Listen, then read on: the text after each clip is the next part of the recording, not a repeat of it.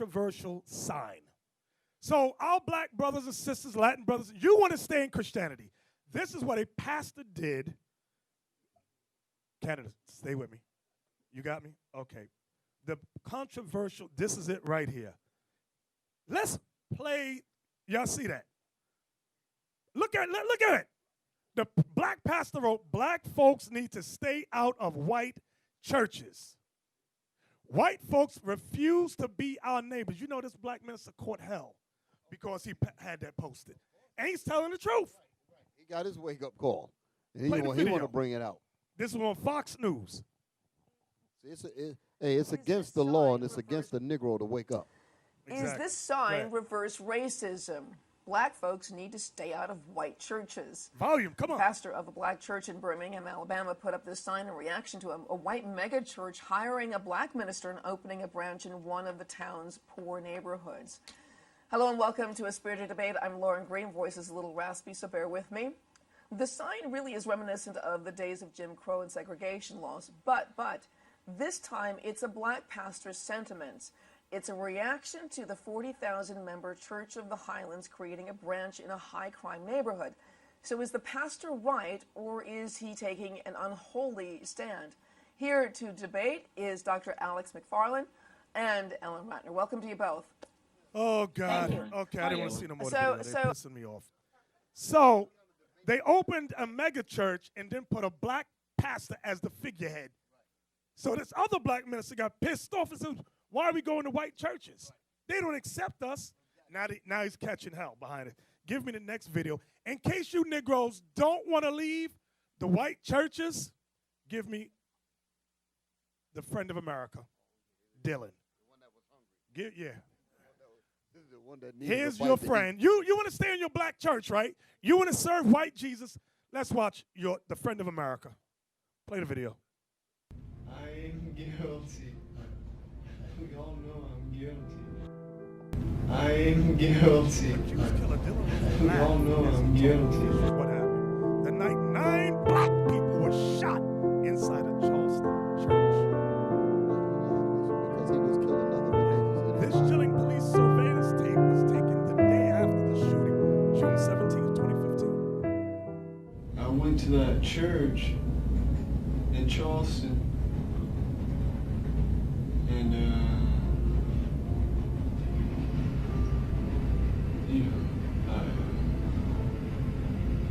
I did it. When police told him he shot and killed 9 people, that's a surprise, Ruth. Go ahead. There wasn't even 9 people there. Are you guys lying to me? Ruth told agents he felt remorse. Yeah, here we go. Makes me feel bad. He also told agents the victims made it difficult for him to shoot them because they were hiding under tables. Everybody It wasn't because of their sad faces and crying or nothing like that. No. They was under the tables. Under the table. Agents asked for his motive for the shooting.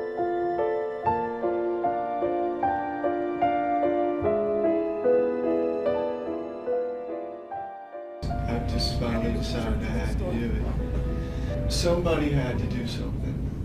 Because,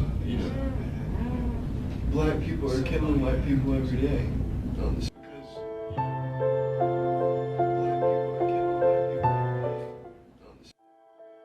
Look at this. A survivor of the shooting said Ruth opened fire when the Bible study group closed their eyes for a final prayer. Let's join hands and pray to white Jesus. He said, this is what I've been waiting for. Bam! And murdered everybody. Murdered all of them. Go ahead. Now, we're not saying that that's a good thing at all, so don't take it that we're saying that. But this is what's going to happen on a larger scale if black people can't come out of those wicked Christian churches. They got to come out. They must come out. Give me the final one with Vernon Johns. Right, Bishop, can I say something on that also? For you brothers and sisters that keep complaining, sending us email concerning getting searched when you go to any of our congregation throughout the states.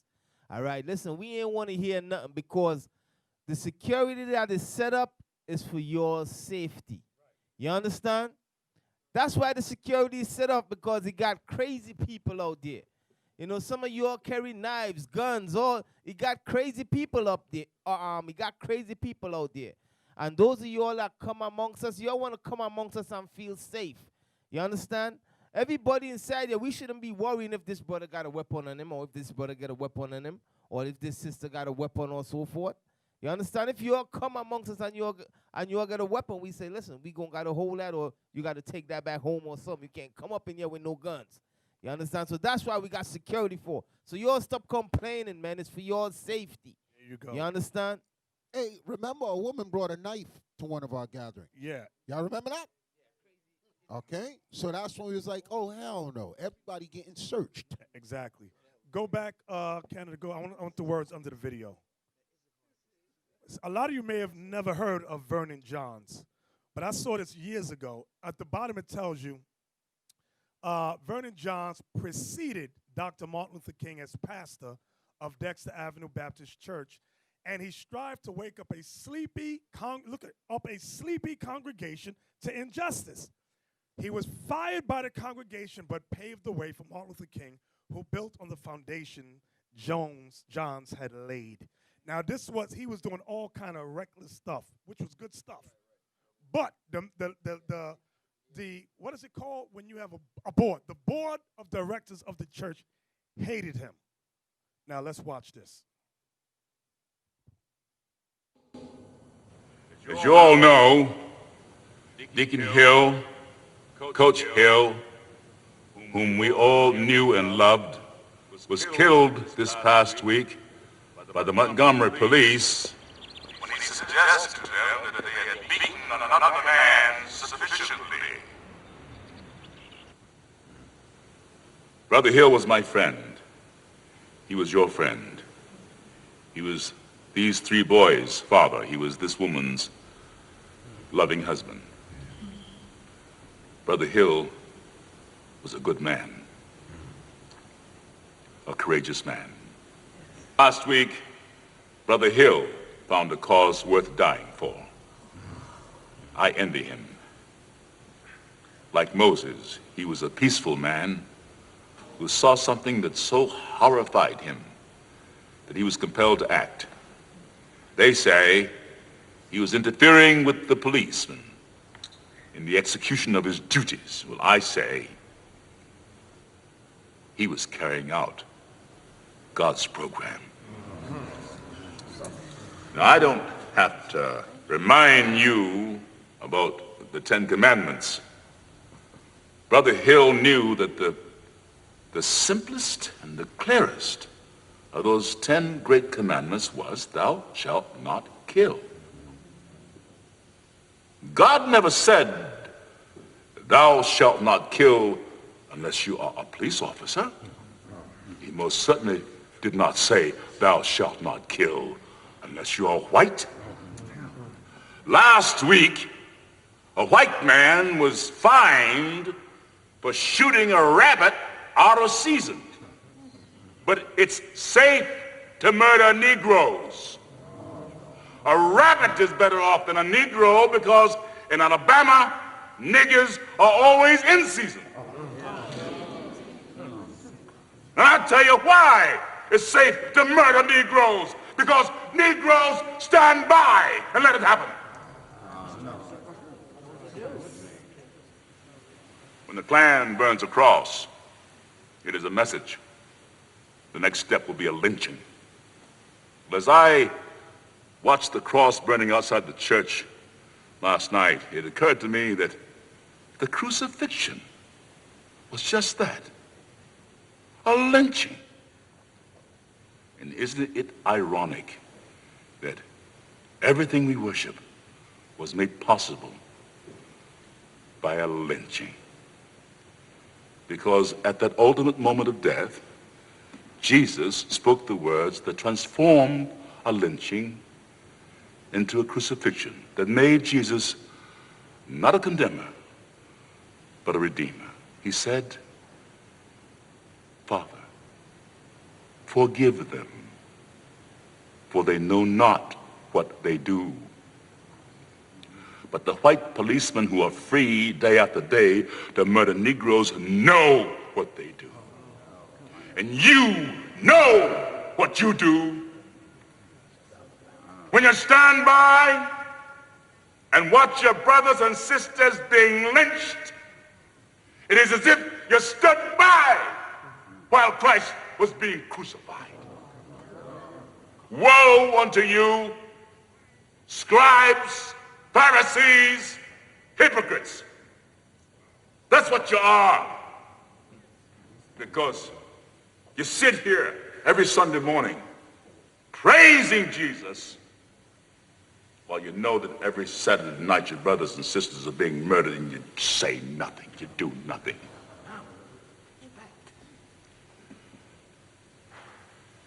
Is it fear? Are you afraid that if you speak too loudly or protest too strongly, you'll be killed like Brother Hill? You well may be. He who takes not this cross and follows me is not worthy of me.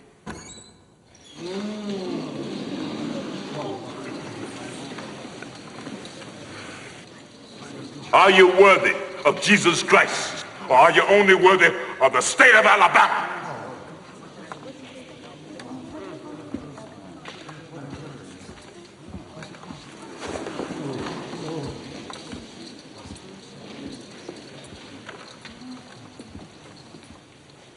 When Israel was in Egypt's land, let my people go.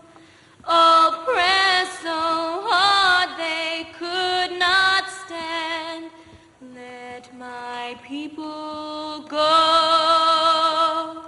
Go down, Moses, way down in Egypt's land. Tell Lord Pharaoh to let my people go. Thus spake the Lord, bold Moses said, let my people go. If not, I'll smite your firstborn dead. Let my people go. Down, Moses, way down in Egypt land. Tell Pharaoh to let my people.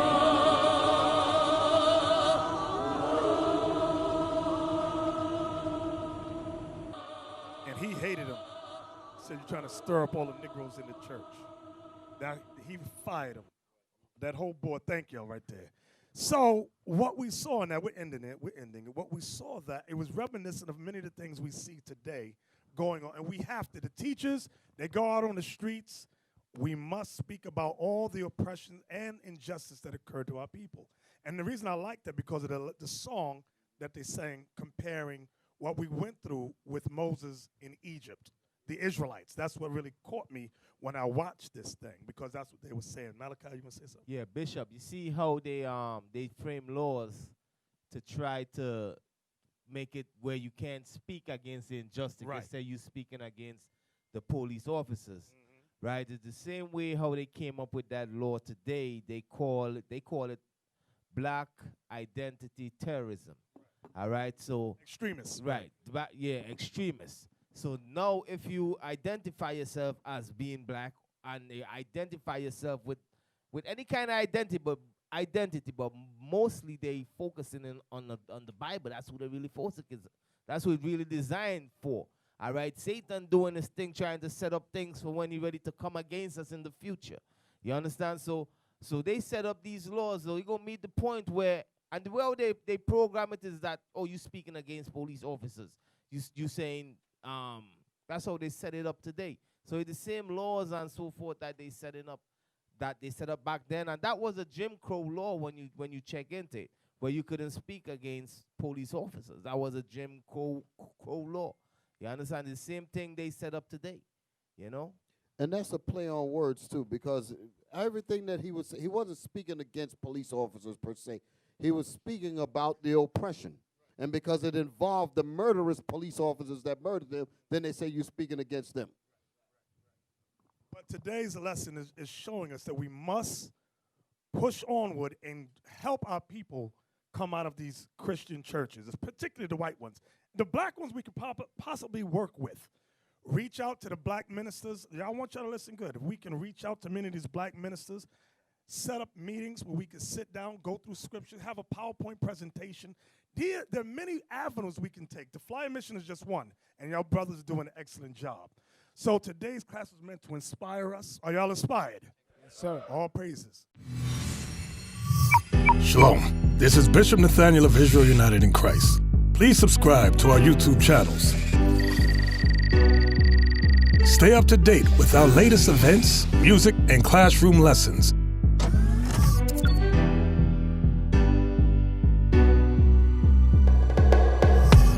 IUIC plans to continue visiting different countries where this gospel has not been preached before. IUIC needs your help in pushing this truth.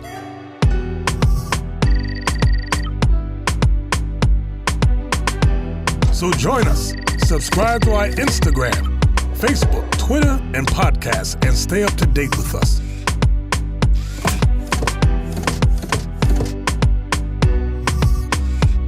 For more information, please visit www.israelunite.org.